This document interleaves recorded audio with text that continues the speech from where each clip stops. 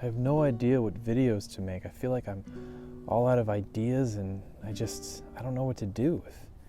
If only I had some kind of divine intervention, then just maybe I'll have a spark of creativity or something to help me out.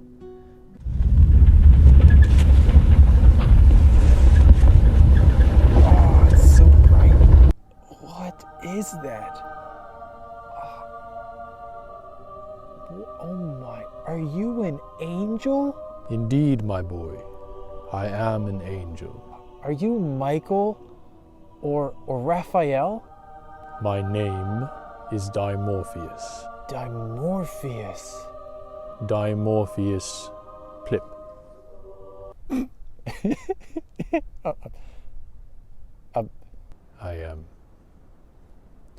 I didn't choose the name. It's just the name I was given. Okay. No, I'm sorry. I just didn't expect the Plip part to be there at the end. Yeah. So, can you turn down the brightness, please? I'm blinded here. Oh yes, of course. One moment. Luminous descendus. I said luminous descendus. Siri, turn down the brightness. There we go. Whew. Okay, so much better. So what kind of angel are you? What do you do? What do you represent? I'm more of the on-call kind of angel. I come when the others really don't have time or they're busy with other work to come. Oh, so like, but you can still help with the... Yes, my boy.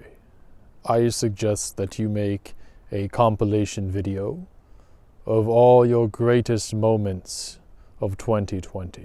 Combine them all together, and maybe even put some sappy background music to make them seem better than they really are. I can't believe I didn't think of that. That is a great idea, and I don't even have to do anything. I can just put it all together. I will ascend now, back to the kingdom. I offer you blessings, and may your journey be fulfilling, rewarding, and plipperous. Thank you, Mr. Plip. Thank you. You'll always be my favorite angel. You are welcome, my boy. It is my job as Archangel Dimorphious Plip.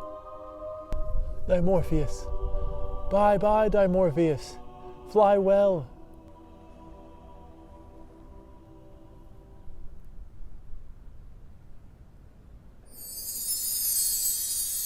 The feeling of guilt or feeling guilt isn't necessarily good, but recognizing where it is can show you where you might be too hard on yourself.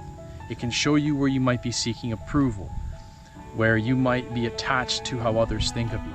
You take this one person and you idolize them, and you're like, oh, this is where they are in life, this is what they're doing, this is what they have, this is what they look like, and then you look at yourself, and you start to find every little flaw you have with you, and you match that up against your ideology of their perfection. And immediately you're like, oof, I'm ashamed of who I am. I always think that fear, used as an ally, is the greatest teacher you can have. Your anxiety is not there to hurt you or harm you. It is trying to leave so you can be free of those feelings. Just understand in that moment of the anxiety attack or the panic attack, or right before it comes on, that letting yourself have that panic attack or letting yourself have that anxiety attack is not going to kill you. It's absolutely not. And to stop trying to control the situation or the outcome of the situation will actually make you feel better. When you hold on to that negativity as being truth or as being the realistic point of view, oftentimes you'll find that you will get yourself hopeless, because you'll start to think of a situation as, this can't be fixed, this is going to keep happening, and so on and so forth. Now that over a period of time will cause grief inside of you.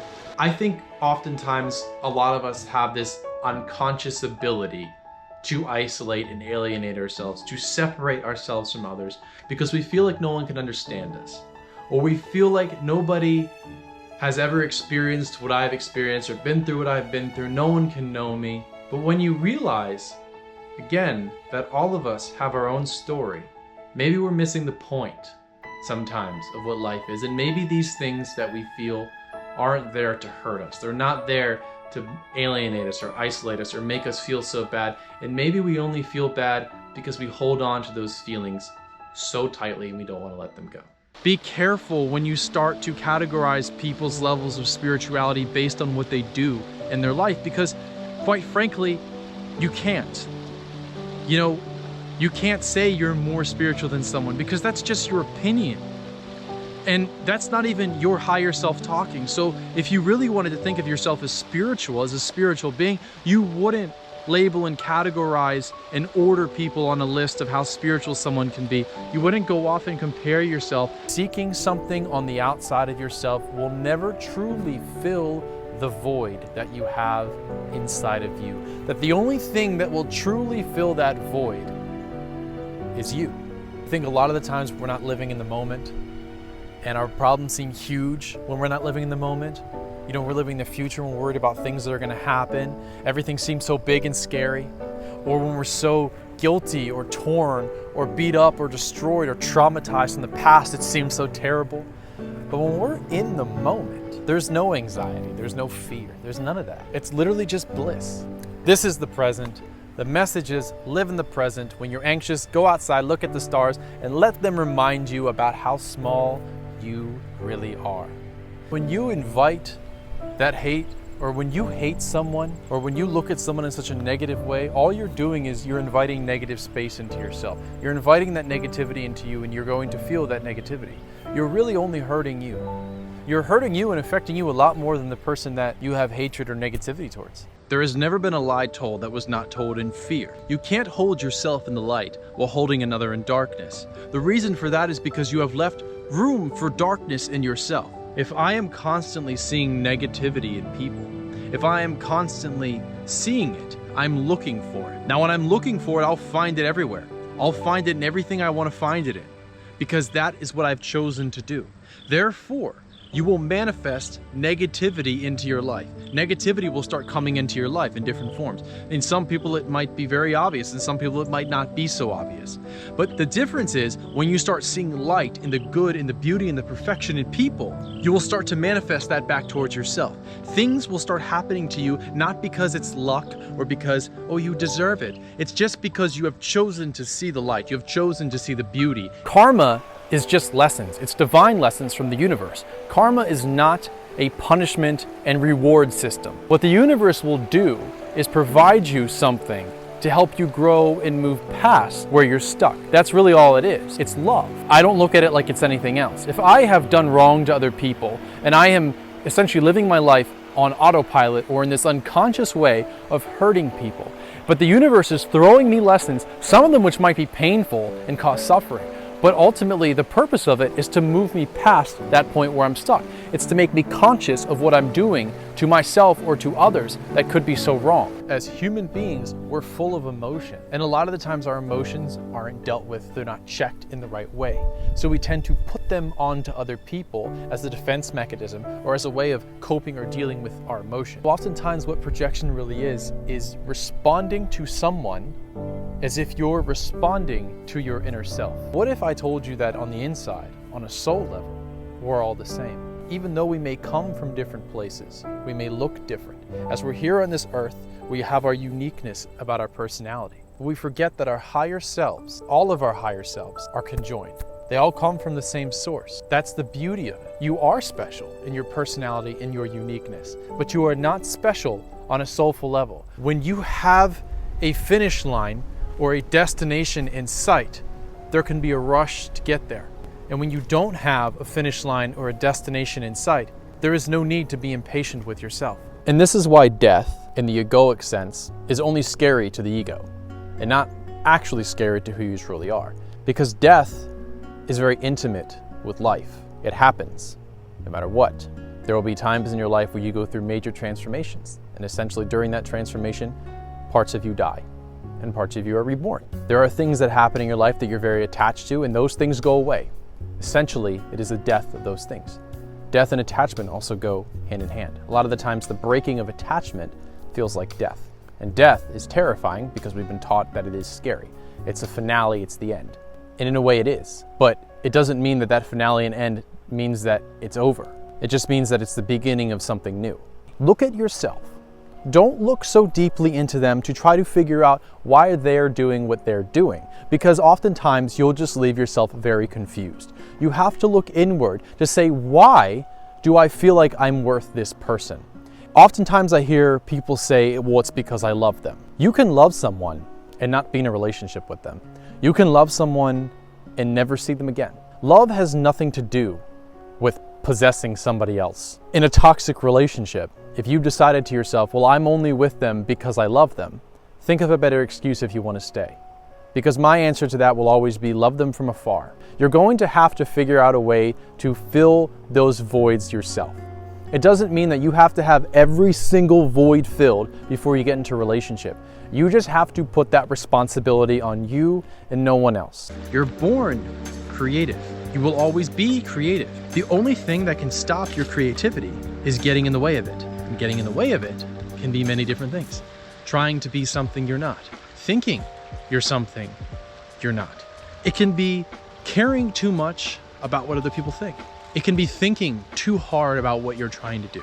It can be trying to appease somebody that is not you.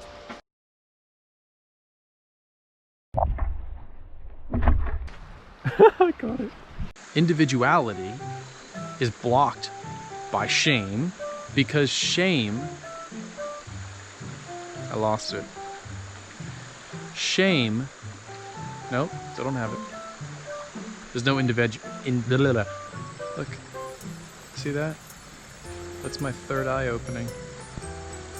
Recording myself on a GoPro camera in the woods, alone. So I don't have any turtles to show you on video today because no one showed up, so apparently it's not my spirit animal anymore. But thank you guys, and I will see you next week as this plane ruins my outro by. It's like when you're like giving one of those angry speeches. I hear this voice in my head. Now before you freak out, this is normal for me. If I haven't lost you yet, thank you. Searching for happiness, searching for joy. I think that's the same thing. Let me go look at the stars so I can feel bliss. And it hasn't worked yet. Don't create destinations.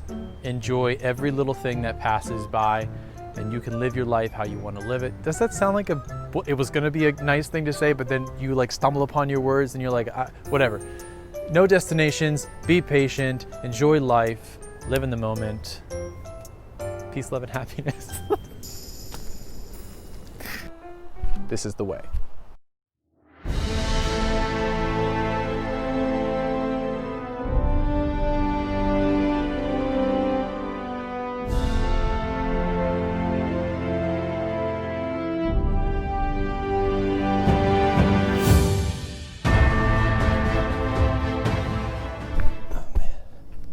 Oh, look, a camera. How did that get there?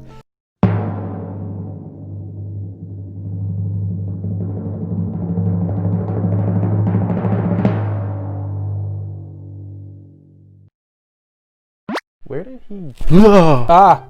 How did you get here? Through the portal. What portal? Do you even believe in portals? No, I don't believe in portals. Then there's no point in me trying to explain it to you. You think that you are different, when in fact, you are all the same.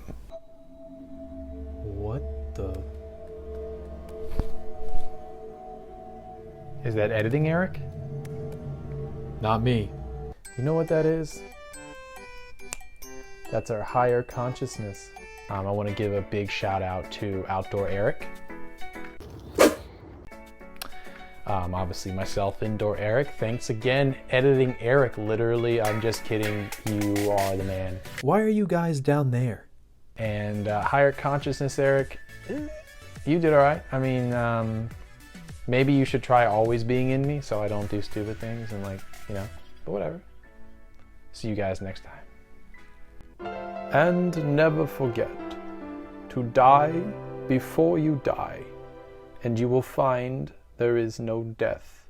And if anyone has been wondering, is this dude wearing a cape? The answer to your question is yes, I am wearing a cape. Hopefully you're a cape fan. I've been a cape fan for about 2 months. I was never a cape fan before I got this cape, but when I got this cape, I was like, capes are awesome, and I'm gonna buy more capes. Makes me feel like a wizard. But thanks for watching.